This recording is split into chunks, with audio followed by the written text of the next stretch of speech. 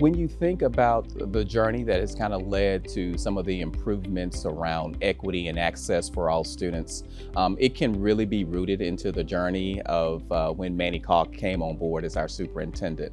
As we developed the profile for the superintendent that we were seeking to hire, it came out in the feedback that we really wanted to have someone who was a transformational type of leader, but at the same time, a leader who understood equity and how to engage all stakeholders.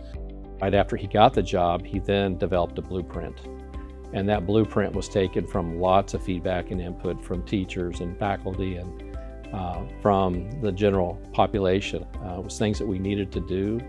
We knew it, but we all got behind him. So after the adoption of our blueprint, the next thing we really had to do was to really engage the community in terms of listening to understand what were the essential components that would go into our strategic plan.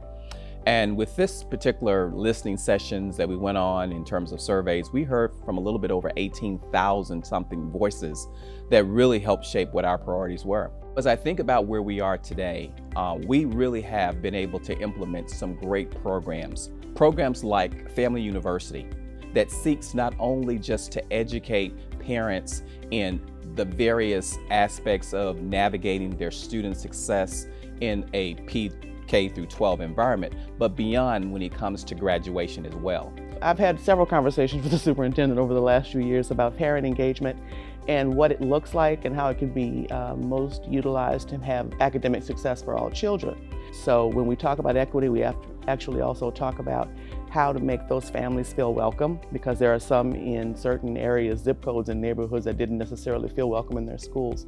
So that speaks to that equity piece as well. So how do we incorporate equity in our parent engagement? We needed to find some different ways, some smaller learning communities within our schools where we could connect the business community with our students.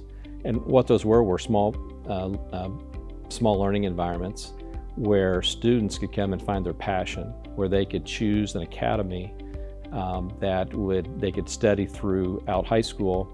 It would connect them into the real world, and it also allowed them to develop a passion or to find their passion. And that passion, when they graduate, then they'll be able to go on to higher ed, or they can go right into the workforce and they'll be prepared. Your workforce all begins in your schools. So how we work with our students, how we prepare them for the real world is critical. There's this notion that if you just go to a quote-unquote good school, your kids will do well. And I've come to realize, I always knew that there was no such thing as a good school or a bad school, but now really tapping into that equity piece is important, because what it says is that it doesn't matter what your zip code is, it doesn't matter what you look like, it doesn't matter where you came from originally and what your first language is, you have the ability and the capacity to learn. The mission of Fayette County Public Schools is to ensure that all students achieve at high levels and graduate prepared to excel in a global society.